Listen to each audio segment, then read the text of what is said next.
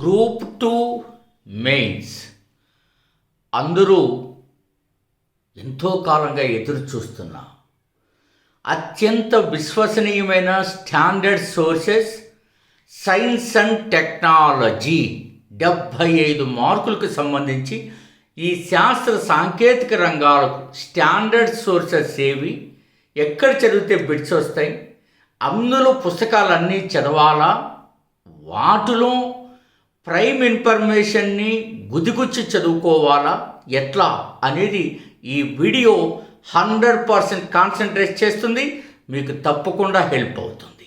Welcome to one and all. This is doctor Gopal Reddy. మిత్రులారా, science and technology group 2 సిలబస్లోకి వచ్చిన తర్వాత చాలామందికి ఒక డౌట్ వచ్చింది. తెలుగులో సోర్సెస్ తక్కువ, పాయింట్ నెంబర్ 1.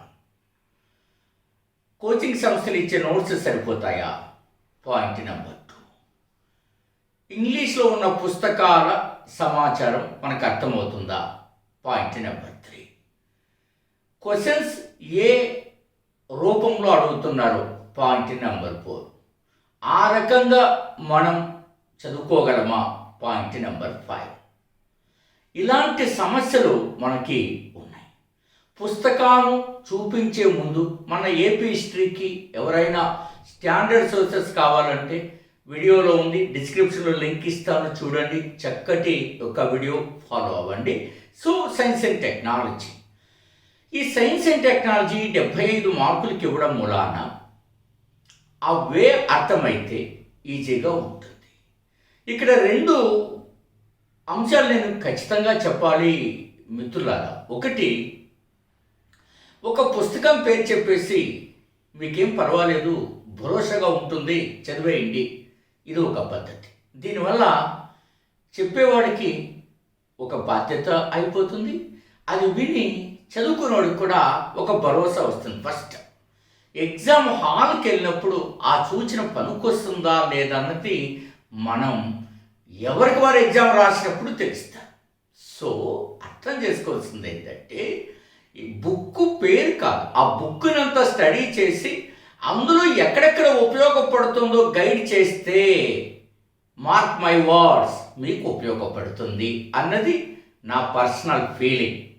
నేను ఉదాహరణకు ఈ సైన్స్ అండ్ టెక్నాలజీ దేశంలో ఏ పబ్లిక్ సర్వీస్ కమిషన్లు, తర్వాత సివిల్ సర్వీస్, యూపీఎస్సీ ఎలా కండక్ట్ చేస్తుందో నాకు ఒక ఐడియా ఉంది. I'm having 25 years experience. అందులో నేను కొన్ని అంశాలు ప్రస్తావించి ఇలా చదవండి అని చెప్తాను. సో కేర్ఫుల్గా వినండి. ఆ తర్వాత పుస్తకాలన్నీ చూపిస్తాను, అందులో ఎక్కడెక్కడ ఉపయోగపడుతుందో కూడా చెప్తాను.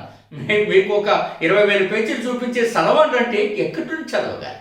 I'm not interested. షార్ప్గా ఉండాలా, బిట్టు రావాలా.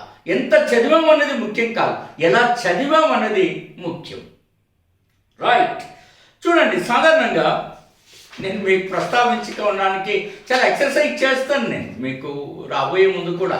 అందుకే మీకేంటంటే సింపుల్గా చెప్పేయాలా, మరేం పర్వాలేదు, మీరు చదువుకొని వచ్చేస్తుంది, అట్లాంటి వాళ్ళకి వ్యూస్ కూడా ఎక్కువ వస్తాయి.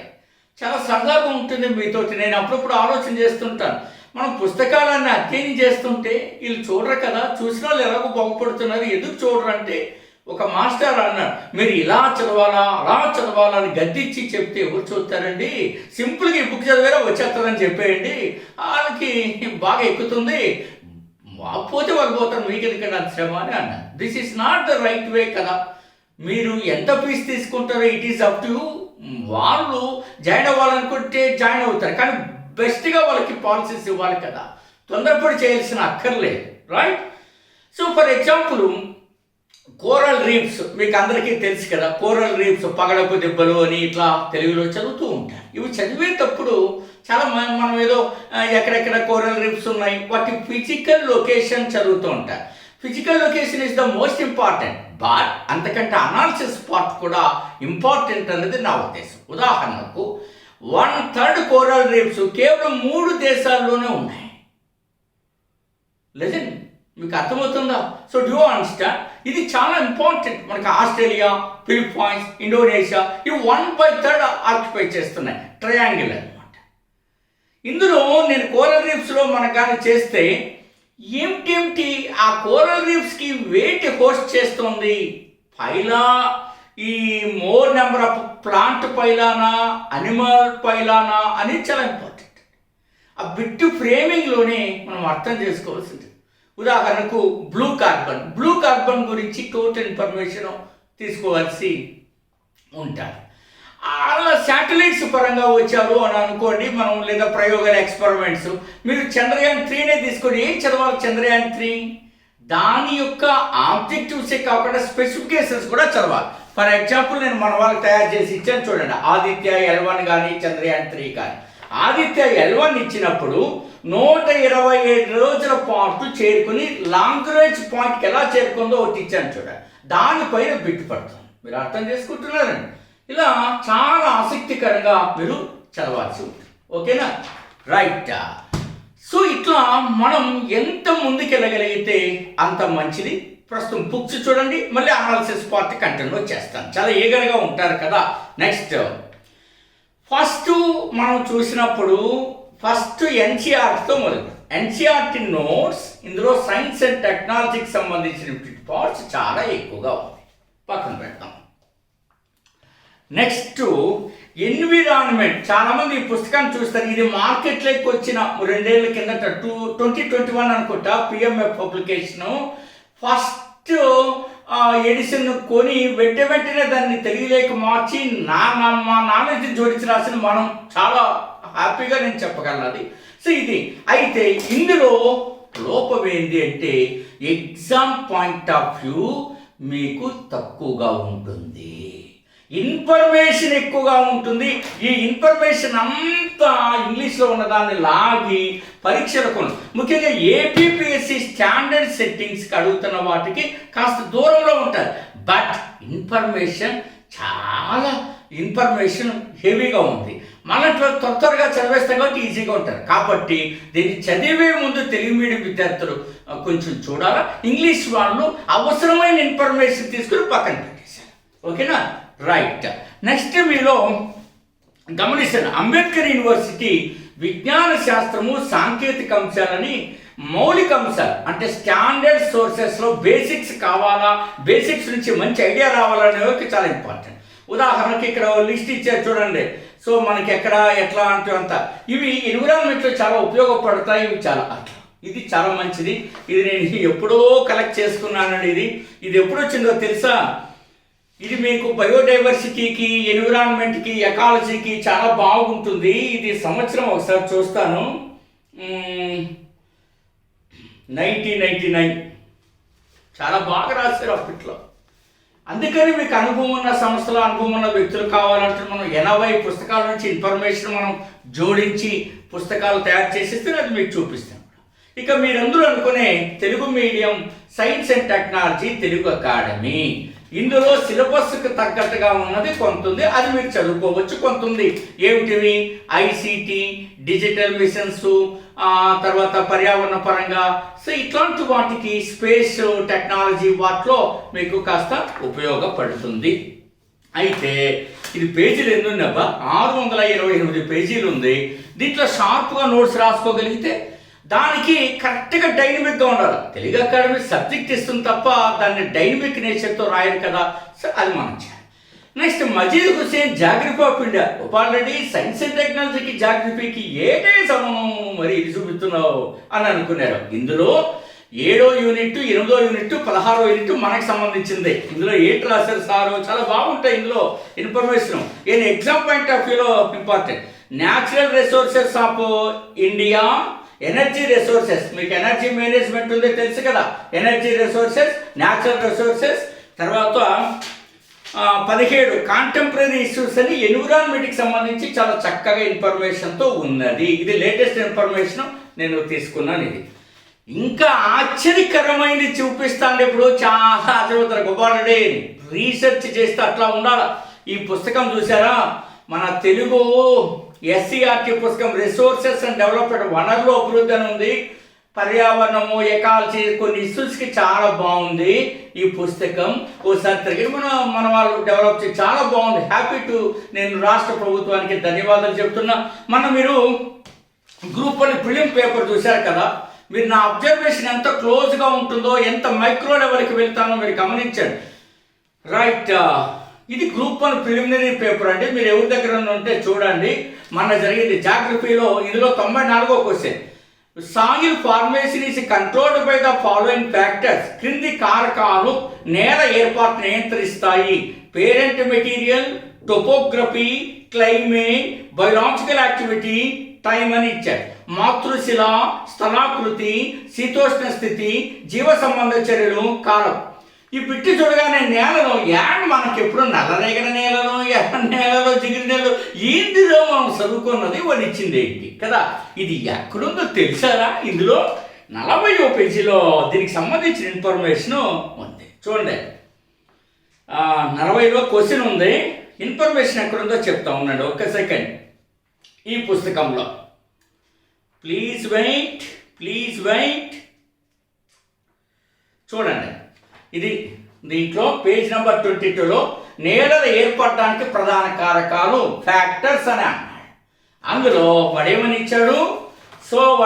The major factors of soil formation of the nature of the parent rock and climatic factors. అందుకే వాడు అదే ఇచ్చాడు, శీతోష్ణ స్థితి అండ్ జీవ సంబంధ చర్యలు అని చెప్పి ఇవ్వడం జరిగినది.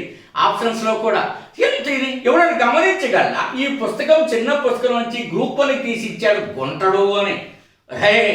ఏపీపీసీ ఎప్పుడైనా సరే మన కళ్ళని కప్పడం అంటే చాలా కష్టం, చాలా ప్రయత్నం చేశాం. ఇట్లేదని చెప్తే అబ్బో సార్ గొప్పలు చెప్పుకుని ఉంటారు. ఒరే ఉన్నది చెప్తే గొప్పలేంట్రా, తప్పు కదా అది. ఎవరైనా బిట్లు తెప్పిస్తే మనకు అపహాస్యం, బిట్లు తెప్పించిపోతే వాడిని అబ్బవాడు బిట్ ఇవ్వలేదని వాడిని ఇంకా అమ్మ అక్కలు పెట్టి తిడతా ఉంటారు. తప్పు కదా అది. ప్రోత్సహించింది టాలెంట్ని, ఎక్స్పీరియన్స్ని, తపన్ని దయచేసి. ఇక 12 సోర్సెస్. ఇక పర్యావరణము చట్టాలు మీకు తెలుసు, ఇది స్నేహలా హౌస్ పెండాల సత్యనారాయణ అని. ఇందులో బేసిక్స్ ఉంటే చట్టము అప్డేట్ చేసుకోవాలా. ఇది ఓల్డ్ ఎడిషన్. ఓకే, ఇవి కాకుండా వెబ్ సోర్సెస్ అన్నీ కూడా 1200 పేజీలు డైవర్ట్ చేశాడు రా భాయ్. ఇదిగో ఇదంతా కూడా వెబ్ సోర్సెస్ గూగుల్ చేసి డెవలప్ చేసిందంట. ఇది మన శ్రీ మేఘన థింక్ ట్యాంక్ విద్యార్థులకు గుదిగొచ్చి మన ప్రొఫెసర్ యొక్క నాలెడ్జ్ని అందించి బిట్టి ఎక్కడ పడుతుందో ఎక్కడ పడదో దుమ్ము దులిపి అందిస్తున్నటువంటి ప్రోగ్రామ్. మనం 80 పుస్తకాల నుంచి సమాచారాన్ని సేకరిస్తాం. దాని నుంచి మనం తయారు చేసి టెస్ట్ సిరీస్, మెంటార్షిప్ పుస్తకాలను అందించాం. సైన్స్ అండ్ టెక్నాలజీ మీకు బైండింగ్ అవుతుంది చూపిస్తా. ఇందులో భారత రాజ్యాంగం 14 పుస్తకాల నుంచి వచ్చినటువంటిది. మీరందరూ గమనించాలి ఎంత ప్రయత్నం జరుగుతుంది, ఎంత సమయం ఆదా అవుతుంది, ఎన్నిసార్లు రివిజన్ చేయవచ్చు. ఇట్లా తయారు చేసి ఇచ్చేవాళ్ళంటే ఆంధ్రుల సాంఘిక చరిత్ర 25 పుస్తకాల నుంచి వచ్చిన ఆంధ్రుల సాంఘిక చరిత్ర అద్భుతమైనది మీరు గమనిస్తారు. అట్లాగే సైన్స్ అండ్ టెక్ ఇందాక నేను చూపించిన అట్లా ఒక బుక్ ఫార్మేషన్లో రేపెల్లండో మీకు చూపించబోతున్నా. ఇన్ని సోర్సెస్ నుంచి మనం తయారు చేస్తారు. 80 స్టాండర్డ్ సోర్సెస్. సో కాబట్టి డౌన్లోడ్ శ్రీ మేఘన థింక్ ట్యాంక్ యాప్ని, మరియు మీకు డిస్క్రిప్షన్లో వాట్సాప్ నెంబర్ ఉంటుంది. డెమో పీడిఎఫ్ అండ్ టెస్ట్ కూడా పెడతారు మిత్రులారా. సో ఇవి నేను ఇలాగ గూగుల్ అంతా చేసాం. దీంట్లో 100 పేజీలు చదివితే 5-6 పేజీలకే మన పరీక్షకు ఉపయోగపడేది ఉంది. రైట్. సో ఇందాక నేను చెప్పాను కార్బన్ సైకిల్ విన్నారా మీరు? కార్బన్ సైకిల్ దాంట్లో పిట్టెట్లు అడుగుతాడంటే కింద ఒక 4-5 ఇచ్చేసే ఆప్షన్స్. ఇందులో ఏవి యాడ్ అంటే కార్బన్ అంటే ఏటివి యాడ్ అవుతాయి, ఏటి కార్బన్ డైఆక్సైడ్ అంటే వాడు ఎట్లా అడుగుతాడు బిట్ అంటే చూడండి, కార్బన్ సైకిల్ అందా అంటే which of the following add carbon dioxide to the carbon cycle on the planet earth అని అడుగుతాడు. అందుకని కార్బన్ సైకిల్ నీకు మస్ట్గా ఐడియా ఉండాలా. అది మనకు చెప్పేస్తే వల్కనైజేషన్, రెస్పిరేషన్ అండ్ తర్వాత ఫోటోసింథసిస్ ఇట్లా అడగడానికి చాలా ఇంపార్టెంట్ ఉంటుంది, మనం అర్థం చేసుకోవాలి. తర్వాత ఇవన్నీ నైట్రోజన్ ఫిక్సింగ్ ఇట్లా అడిగే అవకాశం ఉంది. తర్వాత మనకి ఐసీటీ కన్సర్న్స్లో మనకి ఐసీటీలో చాలా న్యూ ఎమర్జింగ్ టెక్నాలజీస్ వచ్చాయి. అవన్నీ కూడా మనం చదవాల్సి ఉంటాయి. ఇందులో మీరు కానీ గమనిస్తే చాలా మంచి ఇన్ఫర్మేషన్ ఉంది, మీకు నేను చూపిస్తాను.